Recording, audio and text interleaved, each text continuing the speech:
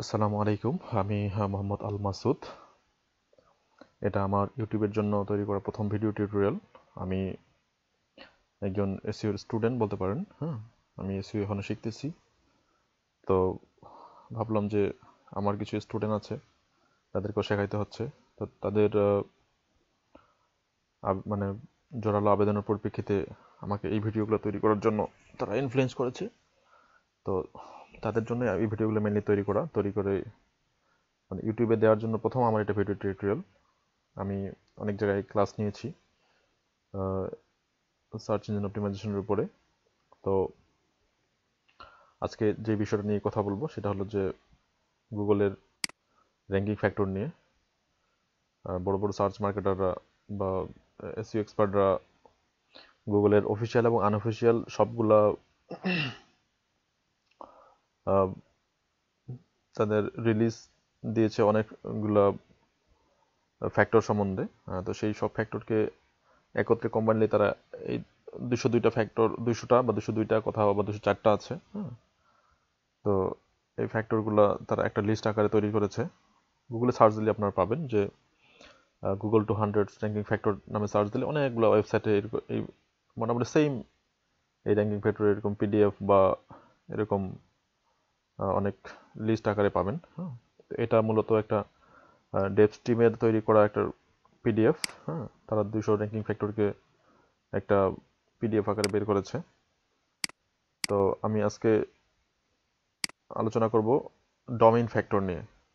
মানে এই র্যাঙ্কিং ফ্যাক্টরগুলোকে মোটামুটি 10টা সেকশনে ভাগ করা হয়েছে। মানে কোন কোন বিষয়, যেমন ডোমেইন ফ্যাক্টর, এরপরে আছে মানে page level factor, site level factor, এভাবে ধীরে ধীরে এই টিউটোরিয়ালটা সিরিজ আকারে বের হবে।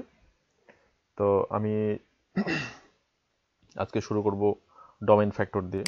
মানে গুগল তার সার্চ রেজাল্ট দেখানোর জন্য যে ফ্যাক্টরগুলো বিবেচনা করে, কোনো কিওয়ার্ড দিয়ে, স্পেসিফিক কিওয়ার্ড দিয়ে গুগলে যদি আমরা সার্চ দিই, তো সেই ক্ষেত্রে যে ওয়েবসাইটগুলো প্রথমে আসে সেগুলা কেন আসে, তাদের অ্যালগরিদমের মধ্যে কি কি বিষয় গুগল বিবেচনা করে, সেই বিষয়গুলোর উপরেই যে যে যে ফ্যাক্টরগুলোর উপর বিবেচনা করে গুগল সার্চ রেজাল্ট নিয়ে আসে, সেগুলোই হচ্ছে যে র্যাঙ্কিং ফ্যাক্টর। তা ডোমেইনের কোন কোন বিষয়গুলো, একটা ওয়েবসাইটের ডোমেইনের কোন কোন বিষয়গুলোর জন্য একটা ওয়েবসাইট সামনে আসতে পারে।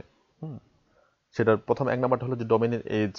মানে ডোমেইনের বয়স যত বেশি হবে তত সেই ডোমেইনটা সামনে আসার সম্ভাবনা তত বেড়ে যাবে। মানে ওই ওই কিওয়ার্ড দিয়ে সার্চ দিলে সেই ডোমেইনটা সামনে আসার সম্ভাবনা বেড়ে যাবে। বা ডোমেইন এজ যত বেশি হবে সেই ওয়েবসাইটটা বা সেই পেজটার সার্চ র্যাঙ্কিংয়ে, মানে সার্চে প্রথমে আসার সম্ভাবনা অনেক বেড়ে যাবে। আচ্ছা, keyword appearance in the top level domain. Top level domain বলতে আমরা বুঝি যে যে ডোমেইনের এক্সটেনশনগুলো টপ লেভেলের, যেমন ডোমেইন এক্সটেনশন বলতে .com, .net, .org, হ্যাঁ, .gov, .bd, .gov.edu, এগুলি হলো যে টপ লেভেল ডোমেন এক্সটেনশন। তো keyword appear in the top level domain, এই টপ লেভেল ডোমেন যেমন .com ডোমেন, আমার স্পেসিফিক কিওয়ার্ড, যে কিওয়ার্ডটাতে আমি সাইটটা অপটিমাইজ করাবো, সেই কিওয়ার্ডটাতে যদি আমাদের টপ লেভেল ডোমেনের মধ্যে থাকে, মানে টপ লেভেল ডোমেন কিনে নিতে পারি আমি সেই কিওয়ার্ডটা দিয়ে। যেমন ধরেন আমি একটা ডগ ট্রেনিং দিয়ে একটা ওয়েবসাইট তৈরি করব, মানে একটা সাইটকে অপটিমাইজ করাবো, তাহলে dogtraining.com যদি একটা ডোমেন নিতে পারি আমি, সেটা আমার জন্য অনেক পজিটিভ ইফেক্ট পড়বে। আচ্ছা, তাহলে 3 নম্বরে হলো যে keyword as first word in domain. ডোমেইনের প্রথম ওয়ার্ডটাই যদি কিওয়ার্ড হয়, ধরেন আমরা একটা, আবার ওই যে ডগ ট্রেনিং দিয়ে যদি হয়, তাহলে ডগ ট্রেনিং রিভিউ বা dog training course, dog training online, এই জাতীয়, মানে আমার যে কিওয়ার্ডটা দিয়ে আমি অপটিমাইজ করবো সাইটটাকে, বা আহ, যে কিওয়ার্ড দিয়ে আমি সামনে নিয়ে আসতে যাচ্ছি, তো সেই কিওয়ার্ডটা যদি ডোমেইনের টপ লেভেল ডোমেইনের প্রথমেই থাকে, ফার্স্ট ওয়ার্ডই যদি ডোমেইনের ফার্স্ট ওয়ার্ডই যদি আমার কিওয়ার্ডটা থাকে, তাহলে এটা সামনে আসার পসিবিলিটি অনেক বেড়ে যাবে। আচ্ছা, ডোমেইন রেজিস্ট্রেশন লেন্থ, এটা হলো যে 4 নম্বর ডোমেইন রেজিস্ট্রেশন লেন্থ। এটা হলো যে ডোমেইনটা আমরা সাধারণত 1 বছরের জন্য রিনিউয়াল, মানে 1 বছরের জন্য ডোমেইনের ফি দেই। একটা ডোমেইনের জন্য প্রতি বছর বাৎসরিক একটা ফি দেওয়া লাগে, সেটা অ্যাভারেজ $12 করে। কোনো কোনো ক্ষেত্রে কম বা বেশি হতে পারে। তো এই ডোমেইন রেজিস্ট্রেশনটা সাধারণত 1 বছরের নিচে হয় না। তো কেউ যদি একটা ডোমেইন রেজিস্ট্রেশন করে 1 বছরের জন্য, আবার কেউ যদি একটা ডোমেইন রেজিস্ট্রেশন করে 5 বছরের জন্য, এটা ইচ্ছা মতো সময়টা বাড়ানো যায়, 5 বছর 10 বছরের জন্য রেজিস্ট্রেশন করে। তো সেই ক্ষেত্রে গুগল কাকে গুরুত্ব দিবে? আপনি যদি 1 বছরের জন্য একটা ডোমেইন রেজিস্ট্রেশন করেন, আর কেউ যদি 10 বছরের জন্য একটা ডোমেইন রেজিস্ট্রেশন করে, তাহলে কাকে গুগল বেশি প্রাধান্য দিবে? অবশ্যই যে 10 বছরের জন্য। কারণ 10 বছরের জন্য গুগলে মানে ডোমেইন রেজিস্ট্রেশন করলে তা বোঝা যাবে তার একটা অথরিটি থাকবে, তার একটা ওয়েবসাইটে নিয়ে একটা মাস্টার প্ল্যান আছে। হ্যাঁ, এই জন্য গুগল সেটাকে বেশি গুরুত্ব দিবে। এই জন্য সার্চ র্যাঙ্কিংয়ে সে অনেক এগিয়ে থাকবে। মানে ডোমেইন রেজিস্ট্রেশন লেন্থ গুগলের অন্যতম একটা র্যাঙ্কিং ফ্যাক্টর। আচ্ছা, কিওয়ার্ড ইন সাবডোমেইন নেম। আমরা যেই কিওয়ার্ডগুলো দিয়ে সাইট অপটিমাইজ করাই সাধারণত 5টা 10টা বা স্পেসিফিক 7টা 8টা করে কিওয়ার্ডের উপরে আমরা ওয়েবসাইট অপটিমাইজ করাই। তো যদি আমাদের কিওয়ার্ডটা সাবডোমেইনের ভিতর থাকে, সাবডোমেইন তো আমরা খুব ভালো বুঝি আশা করি, যে ধরেন আমার মেইন ডোমেইন হচ্ছে যে doctraining.com। তো ডগ ট্রেনিং এর আশেপাশে যদি আমাদের কিওয়ার্ড থাকে ডগ ট্রেনিং ভিডিওস অনলাইন, তাহলে আমাদের যদি এরকম কিওয়ার্ড থাকে যে ডগ ট্রেনিং ভিডিওস .doctraining.com অথবা ডগ ট্রেনিং রিভিউ .doctraining.com, হ্যাঁ, এরকম যদি সাবডোমেইন থাকে, সাবডোমেইনের আন্ডারে যদি আমাদের কিওয়ার্ডটা থাকে, সেটা খুব সার্চ র্যাঙ্কিং এর জন্য অনেক পজিটিভ ইফেক্ট ফেলবে। আচ্ছা, ডোমেইন হিস্টোরি 6 নম্বর হচ্ছে ডোমেইন হিস্টোরি। ডোমেইন হিস্টোরিটা কি জিনিস? ডোমেইন হিস্টোরি হচ্ছে একটা ডোমেইন, ধরেন এইজ হচ্ছে যে 15 বছর। তো 15 বছরে আপনার ওই ডোমেইনটা কি একজনের রেজিস্ট্রেশন আন্ডারে ছিল নাকি অনেকজনের? এখানে বলছে যে a site with volatile ownership. Volatile বলতে আমরা সাধারণত কি বুঝি? যে বায়োভিউ আর কি, মানে অনেকজনকার কাছে অনেকজনের মালিকানা ছিল। যেরকম আপনার একটা ডোমেইন একজন কিনলো, 2 বছর ইউজ করলো, করে আবার ডোমেইনটা আর সে রিনিউ করেনি, পরে একটা ডোমেইন পড়েছিল, আবার আরেকজন দেখলো, আরেকজন রিনিউ করে ও 2-3 বছর ইউজ করছে, করার পরে ও আবার আর রিনিউ করেনি। এভাবে যদি ভলাটাইল ওনারশিপ হয়, তাহলে সেক্ষেত্রে একটা নেগেটিভ ইম্প্যাক্ট পড়ে। গুগল বুঝতে পারে না আসলে একজন একটা ডোমেইন নিয়েছে আপনার গেমিং সাইট করার জন্য, 2 বছর চালায় সাইটটা আবার বন্ধ করে রাখছে, আবার রিনিউ করে নেই। আবার আরেকজন ওই সাইটটা নিয়ে আবার কোনো কোনো স্পোর্টসের সাইট বা অন্য কোনো অ্যাফিলিয়েট সাইটের কাজে ব্যবহার করছে, আবার রাখে দিছে। তো এই ক্ষেত্রে গুগল আসলে কনফিউজ হয়ে যায় যে কি কারণে, মানে কিভাবে এটাকে র্যাঙ্কিং নিয়ে যাবে। হ্যাঁ, ওই জন্য ওটাকে সার্চ রেজাল্ট অনেক পিছনে নিয়ে আসে। সবচেয়ে আমরা যদি সাইট করতে চাই, দেন ফ্রেশ ডোমেইনটা সবচেয়ে আমাদের জন্য বেটার। হ্যাঁ, ফ্রেশ ডোমেইনটা সবচেয়ে সাইট র্যাঙ্কিং এর জন্য বেটার। এবং যেই ডোমেইনের হিস্টোরি অনেক ভালো, মানে হিস্টোরি আমরা সাধারণত হুইজে যা চেক করতে পারি, who.wise, সেখানে আমরা ডোমেইনের হিস্টোরি চেক করতে পারি যে কে কে কতবার এই ডোমেইনটি কিনছে, এগুলো আমরা চেক করতে পারি। আচ্ছা, 7 নম্বর হচ্ছে যে exact match domain. Exact match ডোমেইনটা হচ্ছে কি, সংক্ষেপে ইএমডি বলা হচ্ছে। মানে আমরা যে কিওয়ার্ড, সেই স্পেসিফিক কিওয়ার্ড দিয়ে যদি ডোমেইনটা কেনা হয়, সেই ক্ষেত্রে তো ম্যাট কার্টস হচ্ছে যে গুগলের মুখপাত্র, তিনি একবার টুইট করেছিলেন, সেটা 28 সেপ্টেম্বর 2012-তে, যে minor weather report, small upcoming Google algorithm changes will reduce low quality exact match domain in search result. আচ্ছা, তো এখানে কনফিউশন আছে এবং কন্ট্রাডিকশন আছে। কি রকম? আপনি এক্সাক্ট ম্যাচ ডোমেইন কিনলেন, এটা সার্চ রেজাল্টের সামনে আসার জন্য খুবই পজিটিভ, বাট যদি সাইটের কন্টেন্ট লো কোয়ালিটির হয়, দেন এটা খুবই ভালনারেবল। আপনার এক্সাক্ট ম্যাচ ডোমেইনটা খুব মানে ভালো, যদি আপনি এক্সাক্ট ম্যাচ ডোমেইন দিয়ে একটা টপ লেভেল ডোমেইন কিনতে পারেন, সেটা খুব ভালো। কিন্তু যদি ডোমেইনটা টপ লেভেল হলো কিন্তু কোয়ালিটি, মানে কন্টেন্টের কোয়ালিটি অনেক খারাপ হয়, দেন এটা গুগলের ক্ষেত্রে খুবই নেগেটিভ ইফেক্ট ফেলবে। সেক্ষেত্রে পার্শিয়াল ম্যাচ ডোমেইনটাই সবচেয়ে গুরুত্বপূর্ণ, মানে সবচেয়ে ভালো আর কি।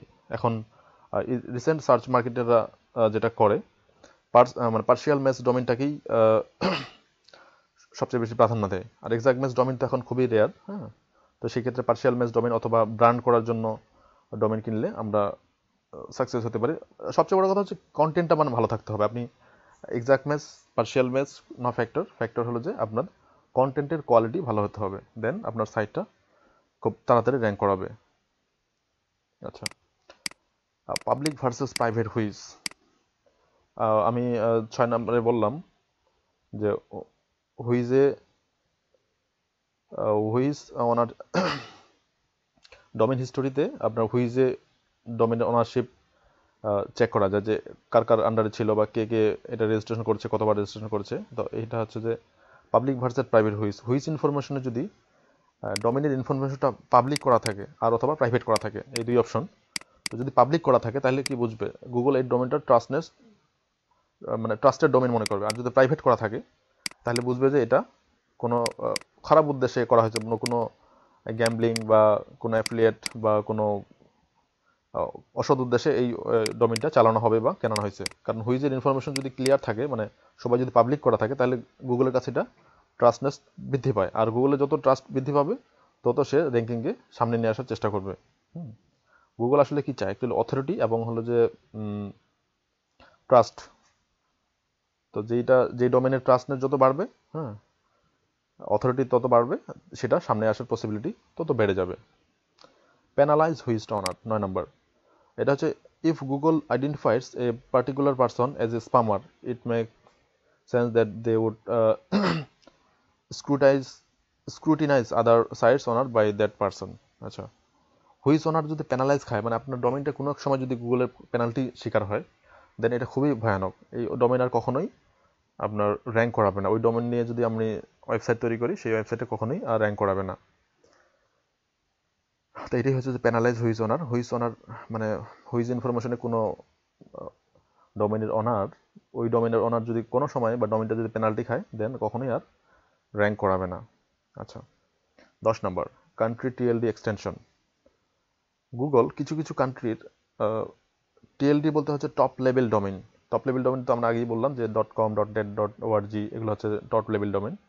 তো কিছু কিছু কান্ট্রির টিএলডি, মানে ধরেন .com.eu, .com.ca কানাডা, EU তো অস্ট্রেলিয়া, .com.co.uk ইউনাইটেড কিংডম।